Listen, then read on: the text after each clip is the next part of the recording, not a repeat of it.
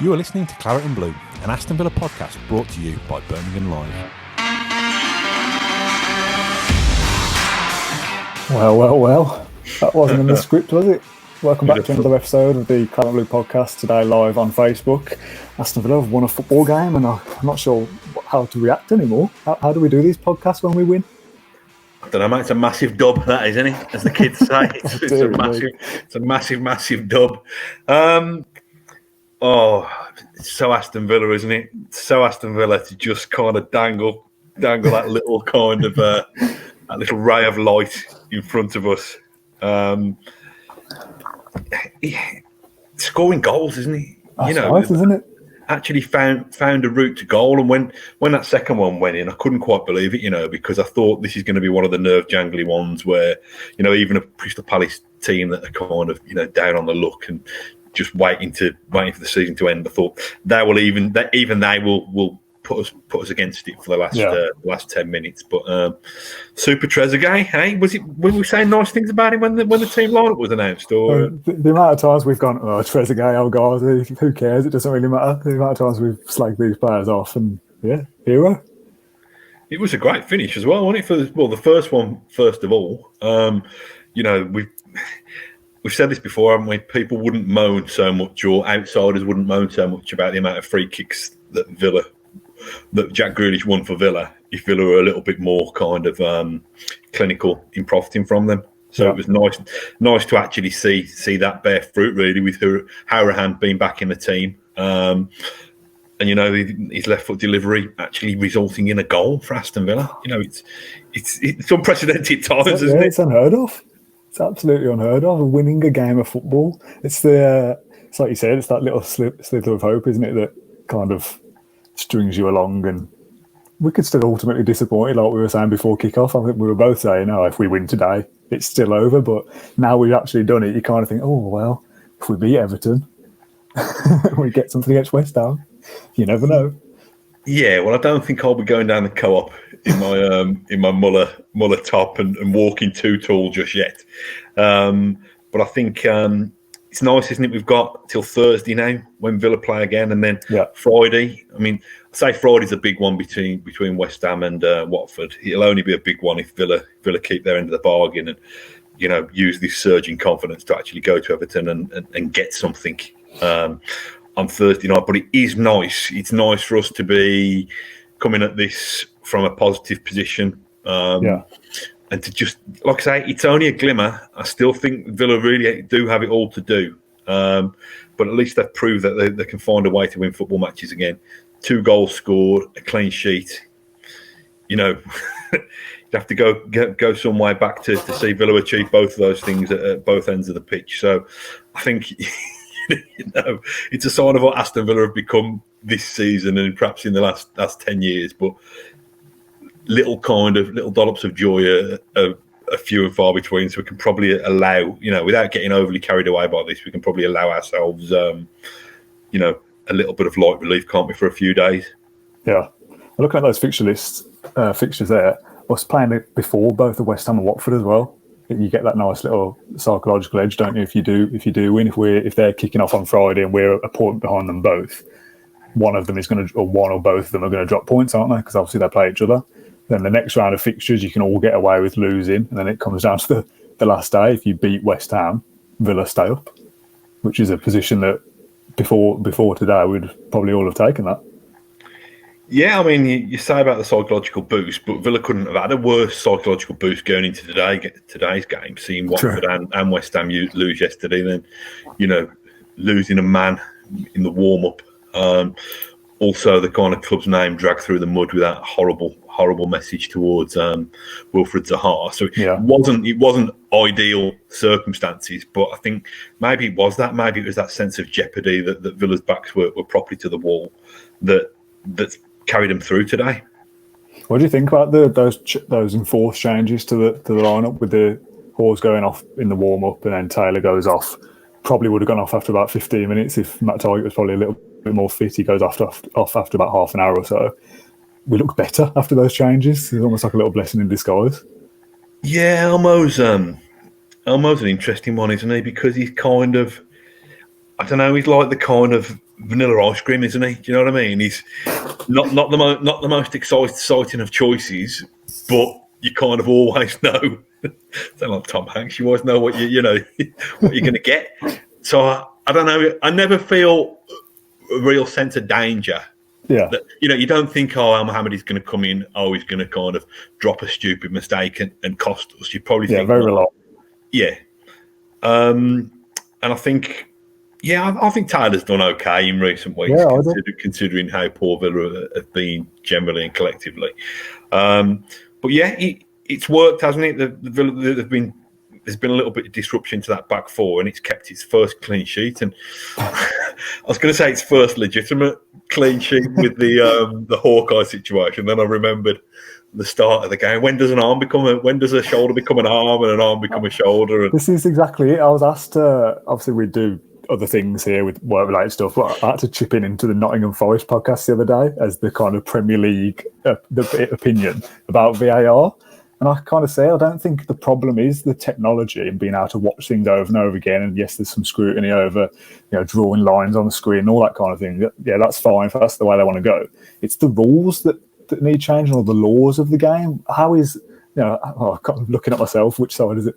This isn't a handball, but this is. Like, it's such a small margin that, I looked at it and thought, they're not going to give that. But that's where the problem with VAR is. I don't think it is the technology itself; it's the way it's being used. But whatever. Well, you're probably right. Perhaps it needs a kind of rewriting of the rule book to lead to get rid of any variables. Because it's that word, isn't it? Interpretation. And if people can bring their own interpretation to it, rather than there being a very clear black and white kind of this is the line, then there will still be those grey areas that cause confusion and frustration, whether it's a referee, whether it's human error with the naked eye of a referee on a pitch, or it's human error with the naked eye of three referees in a storeroom somewhere, watching it far removed. But is that the one? I mean, we said we VAR was obviously, or refereeing issues were obviously the turning point for Villa on Thursday night against Man United. I think it's come 180. I think it's flipped today, because I think that goal going in, I don't think it would have had quite the same effect as the Man United goal. But Villa suddenly having to pick themselves up from a 1-0 deficit again, I think could have been quite damaging. So, and a sloppy goal as well. Oh, the defending on it, falling, wasn't it? And I know Jordan Ayew's gone and kind of taken out Reina by running across his path like that. But even so, somebody's got to take responsibility to clear that ball in there. Yeah. So I wonder if that kind of sigh of relief acted as a kind of motivational force and just said to Villa, right, we've been let off the hook there. How can we go and make the most of this? I was so doom and gloom before the match that I wasn't really expecting this. Maybe I'd kind of steeled myself for more disappointment, but Villa have still got a massive mountain to climb. They've got the same mountain to climb they had after the Man United game. Yeah, to a point. But all of a sudden, what a difference a win makes. It just feels a bit different, doesn't it? And I think that game between West Ham and Watford, because we know that somebody's got to drop points. That's just tantalising the way that's thrown in there. That's have they thrown that in there to kind of bring the twists and turns and to dramatise what's already going to be a very dramatic end of the season? Because it's that game. I mean, I'm getting ahead of myself. If Villa could somehow conjure up a win at Everton and close that gap, they didn't look great against Wolves today. 3-0 there. No, well, that's the thing. Well, it's kind of how do Everton react to that? Is there going to be a backlash from that, or are Everton a bit of a spent force themselves now? Talk to me about Trezeguet anyway. Other than the goals, how do you think he did? All right, I was just going to say, as you were talking there about how much a win makes a difference, how you feel about the game. I think when you've lost, or we've been playing the way we have so far, it's very easy to pick out a couple of players and say they didn't do enough, or change this or change that. When you win, you kind of look at the whole squad and go, you know what, they all did okay there. Like, as a collective, we looked much better, and obviously you kind of have to be to even win a football game. But I think Konsa moving back to centre back by force looked more comfortable there. his crosses have been good, to be fair, from right back, where Elmo can offer the same thing. I thought McGinn looked a little bit unfit in the first 20 minutes or so, but even then, after the goal, he almost seemed to stand a little bit taller as well. It looks like Villa all of a sudden went, oh my God, we might actually do this and win, and everyone kind of added a bit to their game. So, I don't know, it's difficult. I don't think you can just point to Trezeguet and go, yeah, he's done well there, because he hit the post against Man United, didn't he? And you can't look at it and go, oh, well, him or El Ghazi, either or. But then he's took both of his goals well. He's had that third chance that he probably should have got the hat-trick for towards the end as well. So I'm happy with that. I think we said before kick-off that you at least want to see Villa, if we are to go down with a fight. Show us that you're willing to fight for it, and today they have done that. And like you said, if we can nick anything against Everton, and then it's all down to that West Ham game on the last day, and that's ruling out that we don't get a random Arsenal turn up and David Luiz does something stupid or whatever, do you know what I mean? And so, yeah, I've got that kind of little glint in my eye that maybe we're going to do it, which is silly.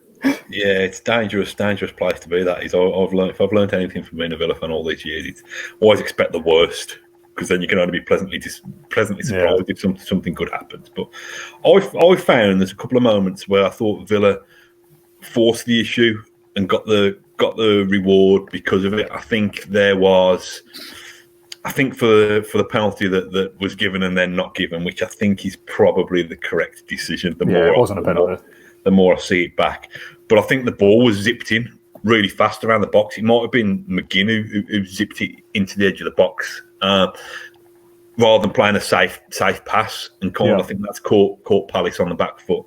There's that moment. And I think, I know it's only a very, very little thing, but Conor Hourihan's kind of soared out the sky to win a header for the second goal that's put it straight back in the box. And I don't know, perhaps these players are doing these things all the time, but because it hasn't resulted in goals, you don't necessarily notice it. But there just seemed to be a little bit more, onus on Villa, realising that they've got to start, like I say, forcing the issue. There was a little moment from Trezeguet towards the end as well, where he closed someone down, kind of sprinted full burst to get in, and went out for throwing, or everyone stopped at a Palace attack. And it's just those little tiny kind of sliding doors moments. If we're 0-0 at that point and he kind of jogs over, Palace might go on the attack and score off something from as silly as that. So it's just that little bit of fight that we've been asking for, and that's what gives you that little bit of hope.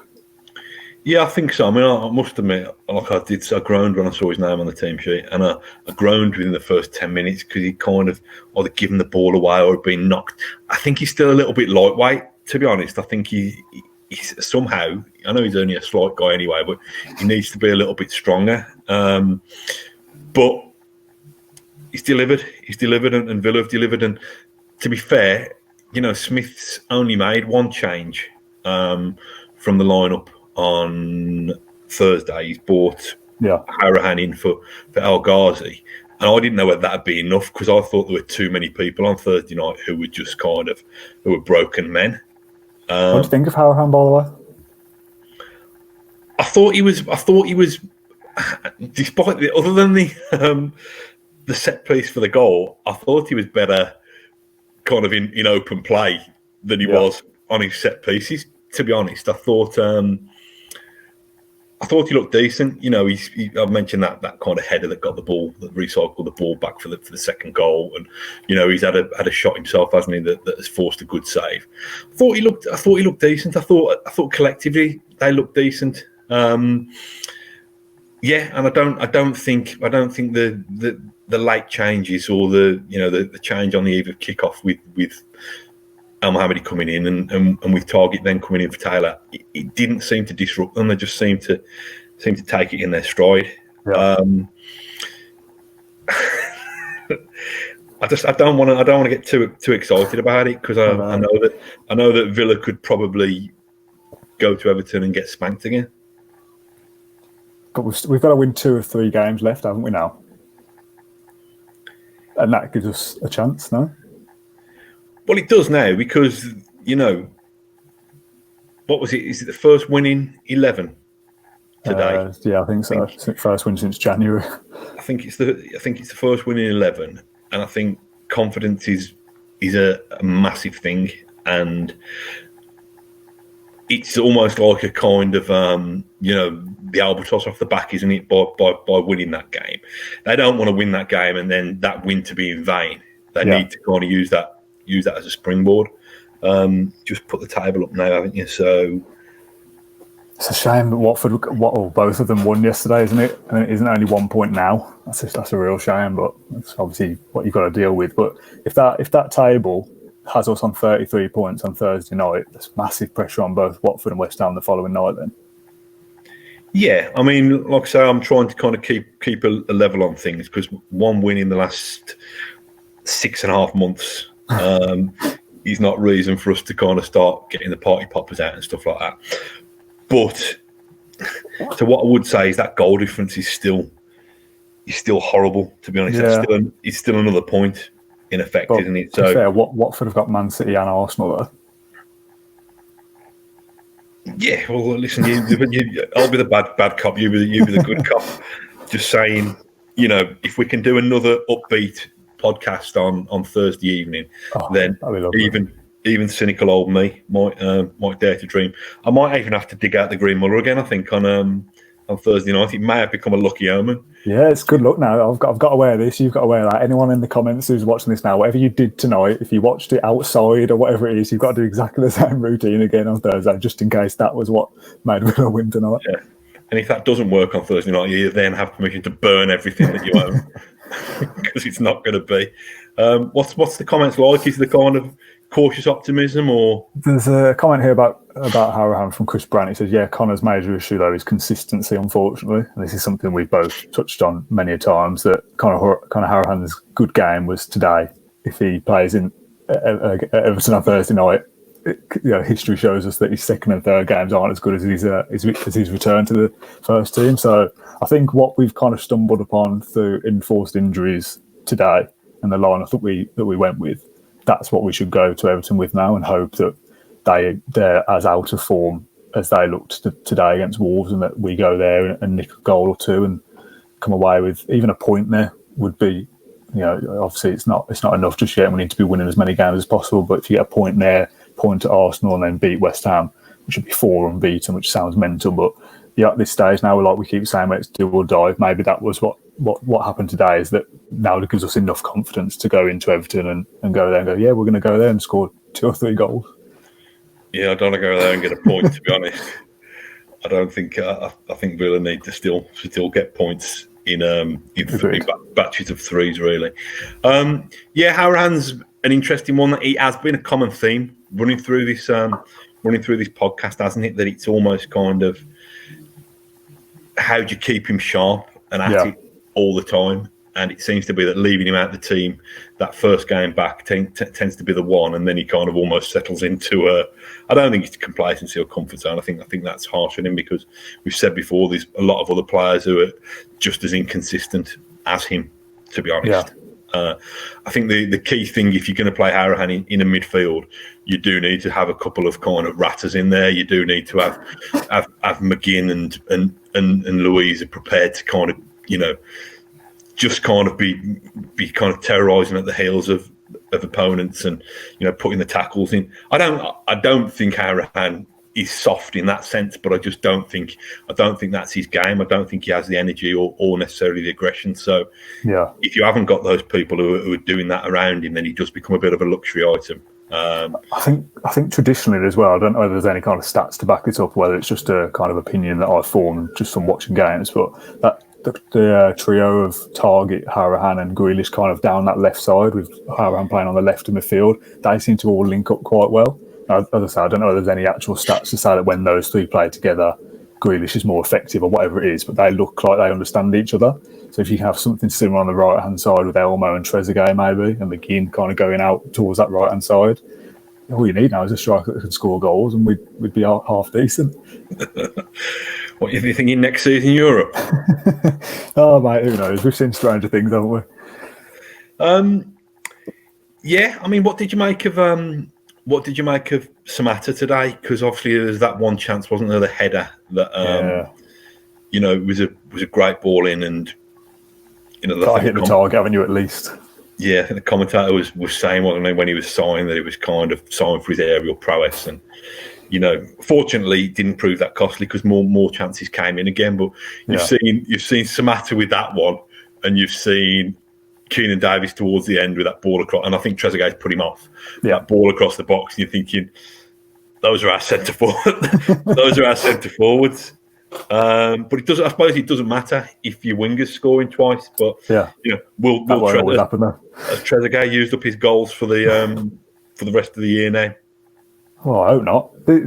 All you've got to do is take today as the stepping stone to Villa staying up. It's kind of got to forget everything that's happened in the last games, post lockdown, before today. Everything that we've seen so far this season. It's almost like today is, look, this is what you're capable of. And I know Palace were poor. I tweeted this before we came on, that it's kind of fortunate that we've actually seen somebody worse at football than us, and for once we've actually taken advantage of that and beat them for a change, which is nice to see. But I don't think anyone else we play will be as kind of lacklustre as Palace were today. So Villa need to be as good as they were today in parts and more to get anything out of these last few games. So they need to kind of take any confidence they can from today and put that to Everton first and foremost. And if you win there, I think there'll be a lot more people on this comment section and between us and Villa fans out there that will start to think, oh yes, maybe we're going to do this. Yeah, what I wanted to talk about on the goal again, or the goal that was disallowed. I know everybody can claim that they've been victims of VAR this season, but I did feel there's a little bit of poetic justice from the goal that Villa had disallowed at Selhurst Park earlier in the season. So I don't think Palace can crow too much. So I don't know whether you noticed it, Dan, but did Benteke get sent off at the end? He did, yeah. I didn't realise till I got up here and I'd seen it on Twitter. I'd left as soon as it ended to get up and come and get set up, and I'd seen, he kicked out at concert, I think. Did he? Got sent off. I haven't seen it back. I think on Sky they just showed him receiving the red card when I'd first come up. So I have no idea what that's about, but quite funny. Christian, you naughty boy. I enjoyed his header that was well off target. I was thinking, he's done that on purpose. I think he's still secretly supports Villa. I think he's wearing Villa pants underneath all that. 100%. I did want to make a serious point about that. Crikey, it's just been a belting goal scored. Lacazette for Arsenal. Blimey. Sorry, I got slightly distracted there. Do they play in Arsenal? This is the North London derby, isn't it? They're away at Tottenham. Okay, yeah. So, belter. Anyway, back on topic. Now, I wanted to make a serious point about the abuse that Wilfried Zaha received on his Instagram this morning. And it's easy to say, kind of, that's not us. That, and it is not. It doesn't represent Aston Villa. It doesn't represent Aston Villa at all. And I hope the culprit, whoever he is, he's kind of dealt with. To me, I think people on social media should have a license in the way that you would for your TV or for a dog or for any of these things. I think just genuinely, I think it should come with a consequence. I think you should have to hand over your passport and get it properly done like that, because I think the anonymity. And just this kind of thing that it empowers people behind screens to say whatever they want. Yeah. And people say, what happened about free speech? This free speech and this hate speech, you know what I mean? I don't think anybody can condone what Zaha had to put up with. And I'm glad that Roy Hodgson came out quite strongly before the game. I'm glad that the Zaha himself thought, I'm not having this. I'm going to name and shame the guy who's done this. Yeah. I'm not having it. And, Villa and Palace have both issued very strong statements as well. We've heard that West Midlands police are looking into it and holding an investigation. It's not, social media has great, it's great to give people a platform to speak and to chat and to exchange views and to try and educate and to discuss and to debate. But what is that trying to achieve? It's just horrible and it's vile. And there's no place for it. There's no place for it whatsoever. Yeah, it's the kind of same thing comes out, doesn't it? Every time something like this happens, and you say, it's not a proper Villa fan, but they are real people, because you just look at it and go, it's just a social media thing, but that's a real person that you've probably sat at Villa Park who's bought shirts like we have over the years, and that's a part of the community that we're a part of. So you have to call it out and say, this is not acceptable, because otherwise, in 2020, this is still continuing to happen. I agree. That person, that idiot, that racist, vile yob is actually one of us in the fact that he's amongst us. But we've got a responsibility to say, no, we don't want that. We don't want you to be amongst us. go and re-educate yourself, kind of grow up and learn. Yeah. So I just wanted to kind of touch on that because it's just vile. It's not acceptable. Yeah, totally agree. On a happier note, how are you going to be celebrating Aston Villa finally winning the game? Oh, I thought you were going to say celebrating staying in the Premier League then. I was going to say, come on. Steady on. You've known me long enough to know that I don't get carried away that quickly. I don't know, I've not decided. I've really not thought about it. It feels very weird to be positive after an Aston Villa game for once. I put something on Twitter the other day saying about, my Twitter will go back to just talking about the misery of Aston Villa again from now on. And it's like, all of a sudden, there's actual victory to bask in for a change. I don't know, it's weird. It feels unnatural. It's got a smile on my face all the time. It's really weird.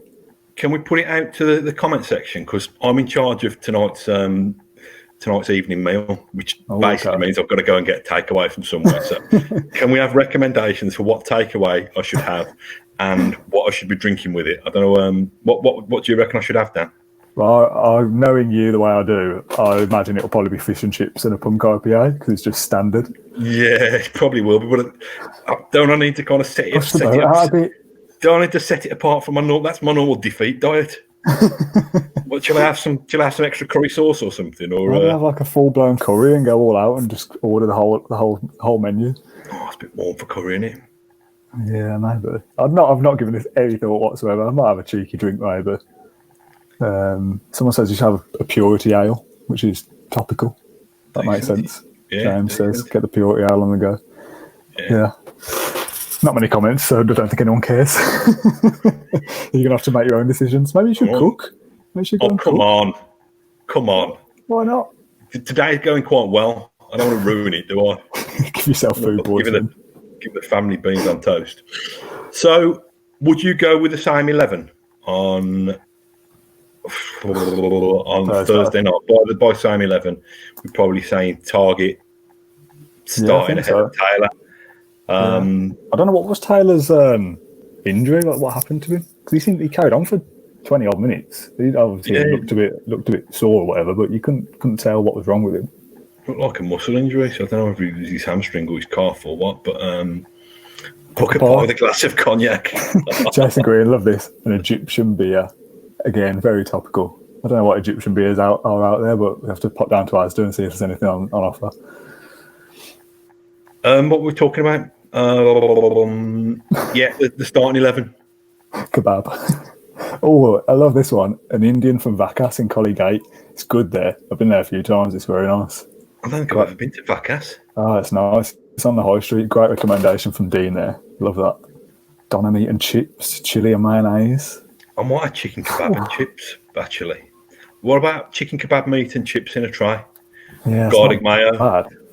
That ain't bad. Get a beer on the side of that. Not bad. Yeah, sounds decent. That does. The problem is if we continue to keep winning, you got to have that all the time, and you're falling off the diet wagon, aren't you? If you keep doing that. The problem with that and wearing the same green top at the time, that don't happen. I'm going to burst out of it like the Hulk. Yes, back to football. Let's round it up on football as we approach half an hour. You're talking about the starting 11. I think Target stays in there, Contra at centre back, Elmer at right back, and the rest of it stays the same. Smatter or Davis. I don't think it makes a huge amount of difference. But I think it worked, didn't it? So why change it? Yeah, I thought Grealish did okay. What do you think about the penalty, by the way? Well, the one that wasn't given. The one that Grealish went down for. I thought it was at first. And then the more I watched it and I saw him kind of launch himself to try and kind of, get to the ground quicker. And then if he didn't do that, I think he might have got away with it. Yeah, it did look, didn't it, like he planted his foot. It's Van Aanholt, wasn't it? Like he planted his foot on Van Aanholt rather than the other way around. So I think it was fair. I did think, is that going to be a turning point? And I actually thought we'd probably miss the penalty anyway. The annoying thing with that is it was a lot similar to the Man United one, wasn't it? That Jack has much stood on the Palace player, whoever it was, and it wasn't given. Whereas on whenever it was, Thursday, was it? Man United. Yeah. Same thing happens with Konsa and Fernandes, and that is seen and given as a penalty. But whatever. We're not bitter about that at all. No, well, I actually think in Stockley Park, where the VAR people make the decisions, I don't think they even bother watching them back. I think, one of them, them Wheel of Fortune things where they just spin a wheel. And that's why it loops so long sometimes. Yeah. Someone's giving it a really hard spin on the wheel. Somebody's kind of jump down and give it a proper thing, and then it just ticks slowly like pen, no pen. I think it's like that. I mean, it wasn't a penalty. I'm not saying that they've made the wrong decision. VAR works there. It wasn't a penalty, so you shouldn't have got it. That's fine. I don't think VAR works. I think they've just fluked it with a wheel. To be honest, on that one, you're going to get one right eventually, aren't you? But yeah, I didn't think it was a penalty after second, third, fourth. No, it wasn't. But Villa have won a football match. The last time Villa won was against Watford, which was January. Yeah. Same referee, actually, I believe, wasn't it? I think it was Martin. I think it was Martin. So we need to get Martin Atkinson every week as well. Eat kebab meat in a tray and wear green mullet tops. So, but no, it's been a welcome. It's been a welcome relief because yesterday was feeling so bleak, so grim. It's a glimmer. I don't think it's any more than that. It's a glimmer of hope. Agreed. And long may it continue. To be honest, because I didn't want Villa. Well, I don't want Villa to go down full stop, but I certainly didn't want to go down with the whimper that they appeared to be showing in recent weeks. Yeah. So it's game on again, isn't it? Yeah, just about. I think of I don't know. It's for this caption, but for the social media stuff I've been doing today, I put there's life in the old dog just yet. There's still a little bit there for Villa. You need to win the next game and then beat West Ham, and. I mean, even that might not be enough if the results still don't go your way. But if we do that and still go down, I'll hold my hands up and say, all right, well, we gave it our best shot and it still didn't work out. After Man United, you were kind of looking at it and go, Christ, Villa might lose the next 4 here. And that is obviously an absolute disaster. So the fact that we've managed to get something tonight, Everton, you'd see how they react to a hammering from Wolves. If you get something there, one game at a time, isn't it? Like the classic football cliche. We'll see where we are on Thursday night. If we're 1 point behind West Ham and Watford, I'll start to be going, yes, this is it. I think we might do it. Thursday night's a sign of how seriously they are about it, isn't it? Because they need to go up there. Listen, they didn't go hell for leather today, did they? They still played, still very measured, and the clean sheet is evidence of that. But we've created chances at last. We've scored goals. Yeah. That's the difference. Yeah, I thought. I'm going back to the start of the game now, but I thought Jack's chance was going to go in. I thought it was a great move for that. I thought he should have maybe flashed that back across the goal rather than trying to score from it. But again, another decent chance. The Samatta header, the one at the end with Trezeguet and Davis. We've obviously scored 2 goals as well. It just makes a change to come out of a Villa game, first of all, with a win, but also to feel like, yes, we've showed signs that there's still stuff there. The one thing I did want to mention before we go was the amusing thing that I've learned today. That was it the Wolves match and the Blues match. They were playing Villa chants as part of the artificial audio. That's hilarious. That is massive, aren't we? They've just gone, it's a Midlands club, must be Villa. Just put Villa on. Talk about obsessed. Yeah, it's great. I love that. I think we'll wrap it up. We've kind of waffled on for almost an hour from Man United, but there's a lot kind of more despair to go through with the defeat. The fact we've won. The comments on Thursday, there's a lot of kind of talking points for us tonight. Everyone's just in the same vein as us. I can't believe we've done it. There's still a chance. A few people still saying we're still dead and buried, which is fine. Everyone's got their own opinion, but I think after half an hour or so, kind of quit while we're ahead. I feel happy. Let's not go too deep into it. No, that's it. Don't need to analyse it too much. So same place on Thursday night away at Everton. Usual plug for our podcast and YouTube offerings.